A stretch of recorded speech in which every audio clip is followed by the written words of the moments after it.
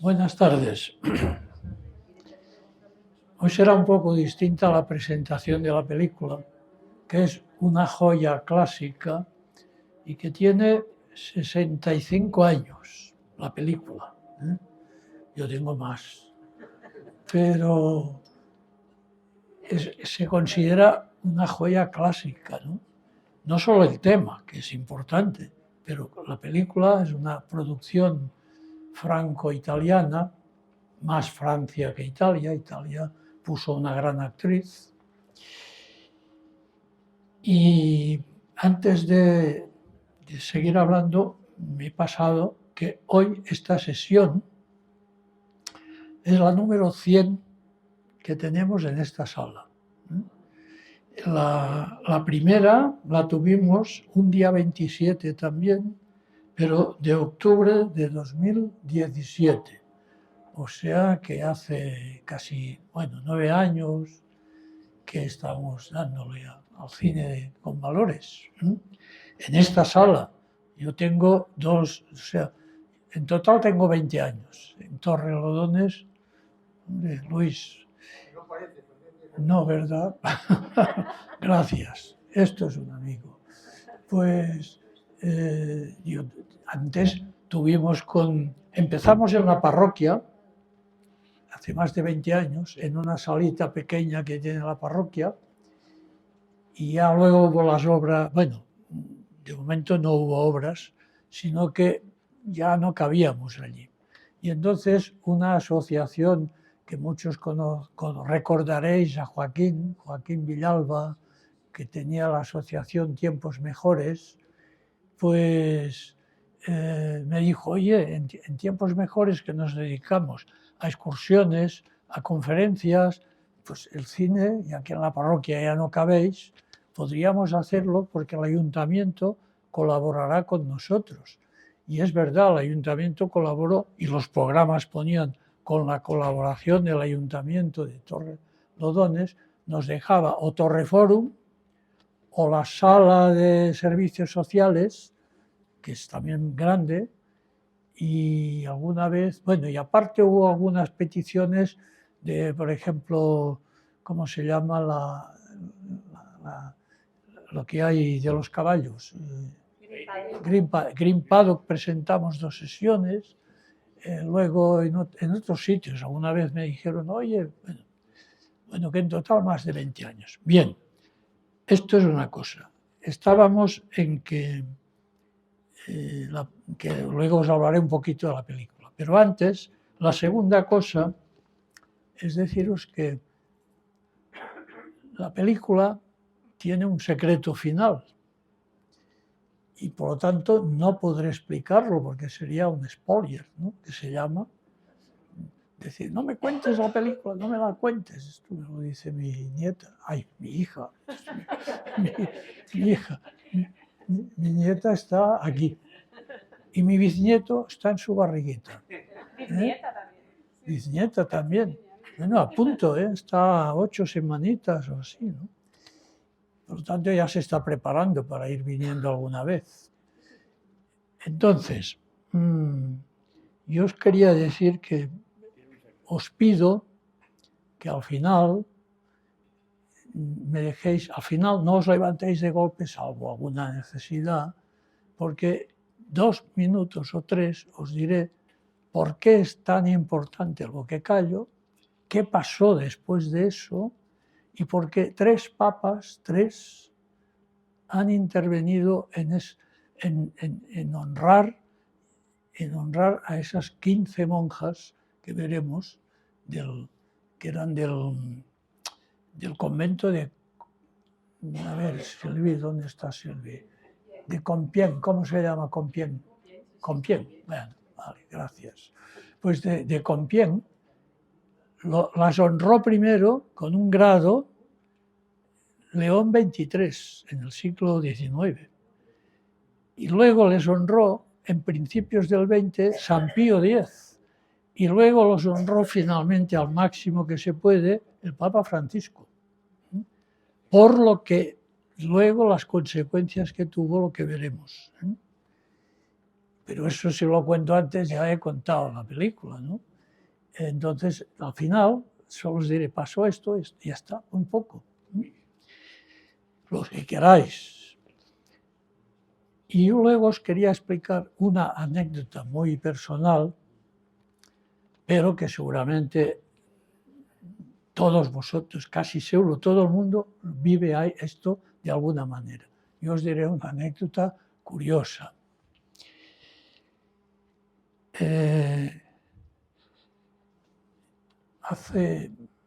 Yo tenía 21 años, voy a cumplir 90, por lo tanto, 70 años, casi. Ya era periodista local, entonces, en esa época, que era 1953 o por ahí, en los años 1950, no había carrera oficial de periodismo. Había, eso sí, no sé si en aquel momento o muy pronto, una escuela oficial de periodismo de la Iglesia y una escuela oficial de periodismo del Estado. Para una tenías que ir a Madrid y me parece que para la otra también. Por eso a veces cuando los catalanes patalean un poquito es porque tenían que dejar la familia, tenían que dejar el trabajo, porque solo se podía estudiar en Madrid. Y claro, luego ya las universidades todas fueron, lo segundo ya fue Barcelona, ¿no? Bien, entonces yo estaba en un diario local de Sabadell, la ciudad donde hemos nacido, y una ciudad que antes tenía una industria textil importante, ahora ya es muy poco, pero ahora tiene un banco importante que como las películas del oeste se enfrenta a los matones y gana, que se llaman BBVA, entonces gana, y que tiene otras cosas muy buenas, como por ejemplo una alcaldesa socialista que lleva 7 años, que quiere todo el mundo, que va a todos los actos, sean religiosos o no, y que defiende ya desde antes que lo dijeran otros, que los inmigrantes, que Sabadell es una ciudad de mucha emigración, primero española, pero ahora hay de fuera, que los inmigrantes tienen que cumplir como un ciudadano más, que no tienen que tener, digamos, nada delictivo en su historial y que si cometen delitos, pues tienen que pagarlos y largarse. Pero esta socialista la quiere todo el mundo, la votan, 7 años. Y es muy maja, es bueno, conocida mía también. Bien, entonces, ¿qué pasó? Yo organicé, como yo tampoco había estudiado, es decir, yo hice periodismo porque me gustaba y sería otra anécdota, entré en el periódico local, que era uno de los más grandes de Cataluña, local, que leían pues 30.000 personas, ¿no? Y se me ocurrió una idea. Hicimos un cursillo de orientación periodística para captar colaboradores de ese diario, que aunque era del movimiento de Falange, estaba abierto a todo el mundo, ¿no?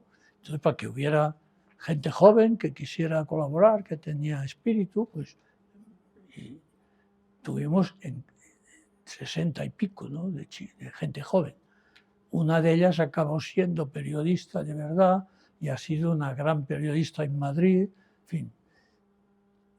Fuimos, entre otras actividades, una era ir a Tarragona para ver todas las murallas, toda la historia de Tarragona, en fin, y ver cómo iba el periodismo local allí en Tarragona. Entonces, a las murallas hay un monumento a Julio César, una columna, y hay un monumento de tamaño natural, o incluso un poco más, de Julio César. Y a mí se me ocurrió, digamos, un grupo de los que eran de la promoción anterior a la tuya, era el año 57, me parece esto, sí. Y entonces me encaramé con ayuda de ellos en la columna y le hice una entrevista a Julio César, adaptada a los tiempos modernos, claro. Le hice una entrevista a Julio César. Es una foto histórica, una foto donde estoy yo, con mucho pelo todavía, con el blog, con el bolígrafo y Julio César diciéndome, porque señala así, diciéndome algo. Además, el fotógrafo, que era también del cursillo, era muy bueno y hizo una foto perfecta que parecía casi auténtico. Solo que yo era más pequeñito, que ya lo soy de natural, y el Julio César era un tiarrón, ¿no? Más o menos como Philip, ¿no? Entonces, bueno, pues hice esto y causó mucha impresión, porque aparte de que la entrevista yo la jugué con temas de actualidad, lo que haría Julio César, pues la foto llamó mucho la atención. Bueno, hasta aquí es normal, ¿no? Pero muchos años después, muchos, tantos que hace 6 o 7, un amigo, o sea, un joven de Sabadell, hijo de una de las más importantes familias, pues fue corresponsal de guerra para La Vanguardia y es para mí el mejor corresponsal que he visto nunca, porque no descartaba aspectos humanos pequeños y le gustaba ir más allá de lo que los corresponsales cuentan, de la guerra, de los tiros, de tal, entraba más en las vidas, muy bueno. Y este era de Sabadell también, es de Sabadell. Y claro, ahora, hace 5, 6 años o 7, es Rafael García Planas, o sea, José María García Planas. Pues no Rafael. Entonces, trabamos conocimiento ahora, cuando tenemos un piso allí, pues vamos a veces, y hablando me dijo, oye, es que lo de yo ser el corresponsal de guerra, la culpa es tuya. ¿Y yo? ¿Qué? Sí. Ya vendré, nos enseñó dónde vivía y tal, y nos enseñó los álbumes, donde va coleccionando todos los reportajes que hace. Y en la primera página del álbum me veo la foto mía entrevistando a Julio César. Y me dice, mira, que es mucho más joven que yo, claro, me dice, yo fui a la hemeroteca municipal porque dudaba de periodismo y fui a ver periódicos locales, el de Sabadell, y entre la hemeroteca me sale un día esta foto tuya del reportaje. Y dije, ya está, ya estoy decidido a que seré periodista, porque veo que el periodismo también puede ser creativo. Yo pensaba que solo era hacer lo que ves, explicar lo que ves, pero veo que se pueden hacer cosas creativas y eso es lo que yo buscaba. Dice, por lo tanto, yo no te conocía, pero la foto me impresionó y le debo la carrera y luego también dentro del periodismo yo quise ser de algo más extraordinario y fui corresponsal de guerra. Esto lo cuento porque tiene que ver con la película. Porque los periodistas, como yo contaba a mis alumnos, que han salido muchos y muy buenos, que conocéis casi todos, muchos, por la radio, por tal, hasta por el cine, porque hay hasta un artista de cine. Pues yo les contaba que tienen que tener las 3 Cs. Ser curiosos, pero no chafarderos. No si fulanita sale con fulanito, no. A ver esa losa que hay en un árbol de Madrid, en una calle, que hay losas en todos los árboles. ¿Qué es? Porque hay un nombre aquí que no se sabe qué es. Y entonces averiguaréis que hubo un alcalde de Madrid que por cada niño que nacía le dedicaba un árbol y lo plantaban lo más cerca posible de donde era el domicilio. Y a partir de ahí la vuestra imaginación puede correr, buscar a esa persona que han pasado 20 años, que ha sido de ella, hablar con la familia, hablar en el barrio, a ver si conocen alguno de esos nombres, ha sido algo. Y de ahí sale un reportaje. Por lo tanto, la primera C es ser creativo.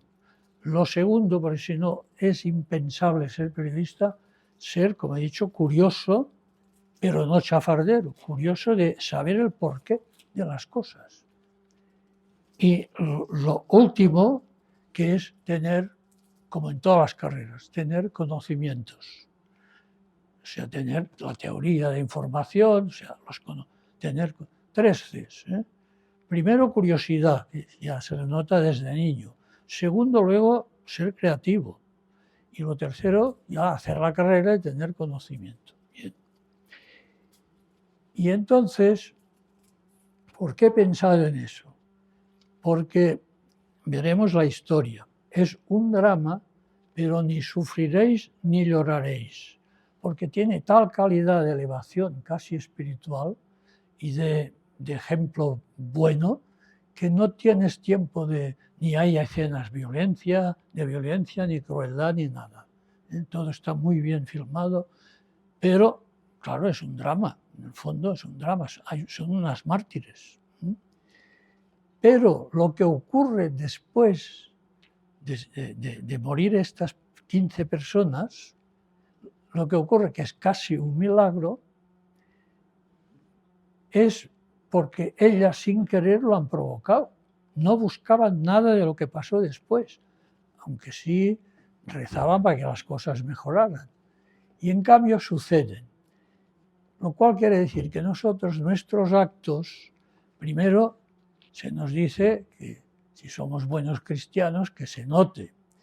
O si somos buenos patriotas, que se note. Es decir, que nuestra vida, nuestra actuación esté concorde con nuestros principios. Pero eso es simplemente ser espejo. Pero luego, sin saberlo nosotros, muchas veces, nosotros influimos en otros y hacen cosas que hemos provocado no pensando en provocar nada, ni para nadie, y sale en el sitio que menos pensamos. Y aquí sucede. Estas monjas, veréis que se plantean cosas muy profundas, pero que no tienen nada que ver con lo que pasó después tan rápidamente. Pero fue a causa de todo lo que ellas vivieron en aquel momento. Y por eso os he dicho, claro, yo esto lo he vivido. Ya podría contar muchos más ejemplos, pero no estamos. Bien, entonces, por eso paso un salto de teología. Por eso se dice cuando morimos hay un examen, pero luego habrá otro.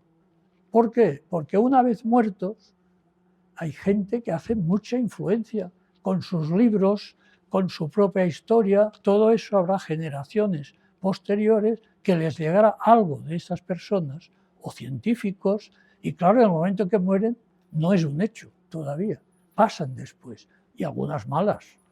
Habrá gente que son malos filósofos o ateos muy activos y tal, y también pueden lograr hacer caer a gente que también será peor el peso de lo malo que tengan en el tiempo eterno, ¿no?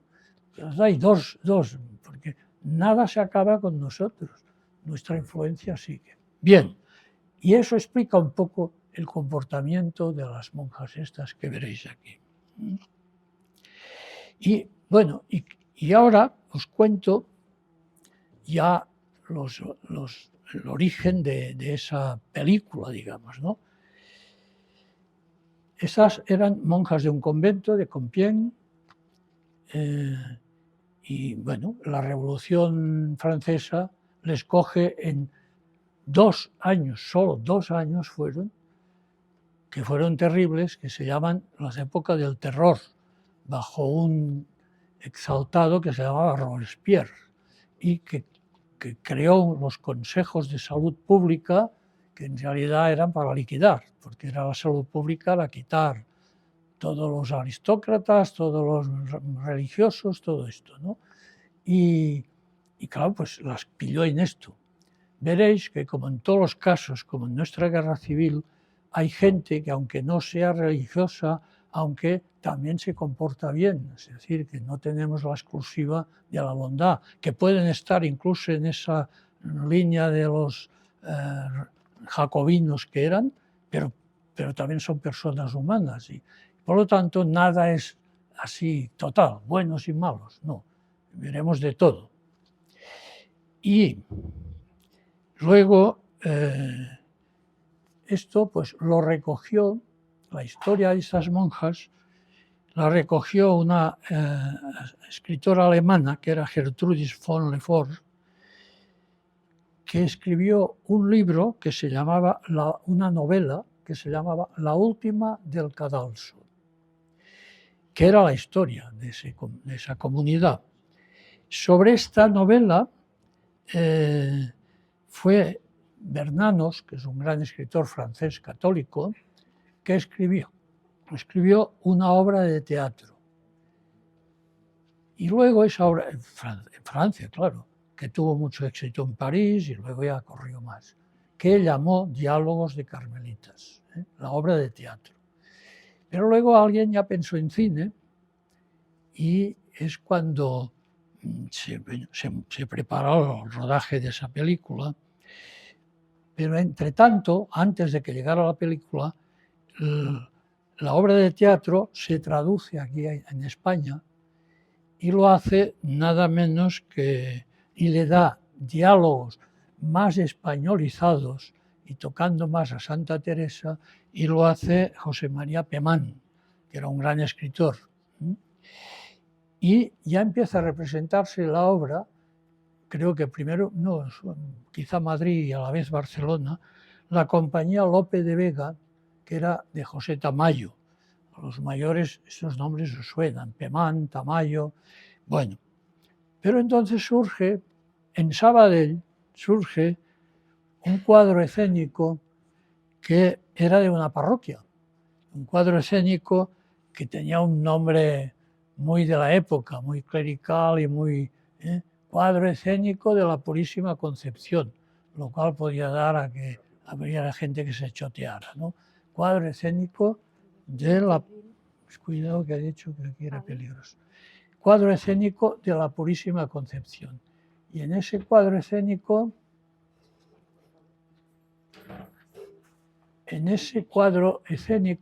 que formaron un grupo, se lo tomaron muy en serio, solo cogían obras profundas, algunas que no se habían estrenado ni por compañías profesionales en España y se hacían en Sabadell.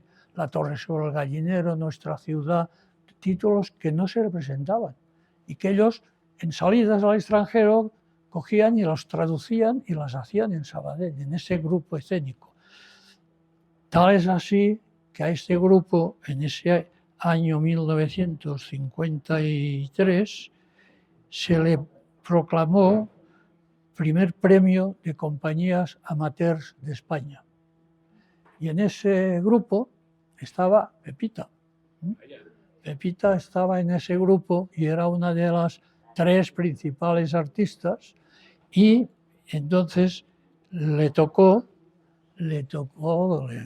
asignaron el papel de la protagonista del drama y de la película, que es una aristócrata. Su padre es el marqués de Lafors y ella es Blanca de Lafors. Ella es Blanca de Lafors. Aquí he rescatado el programa, que tiene 71 años este programa. Será buen papel, está intacto. Y ese era el programa que repartían, ese cuadro escénico de la parroquia, y donde ahí lees en la tercera línea, pues Blanca de Lafors, Pepita Barber. Y ese programa te lo regalaré ahora para que lo guardes tú. Gracias. Bueno, espera que tengo que leer una cosa. No, ya está. Ya. Tú lees lo que sea, pero no digas más cosas que me avergüenzas. Bien, y acabo, Ya está prácticamente, ya veis el recorrido que ha tenido esto. La historia, no tengo que contar nada, sino que la película esta todavía ahora se pasa en cineforums y en tal, como una película en fin, histórica, que hay que guardar, ¿no? Espero que os impresione, y recordad que si al final podéis, en 3 minutos os diré lo que pasó, que lo hace todavía más importante los hechos, no la película, ¿vale? Gracias.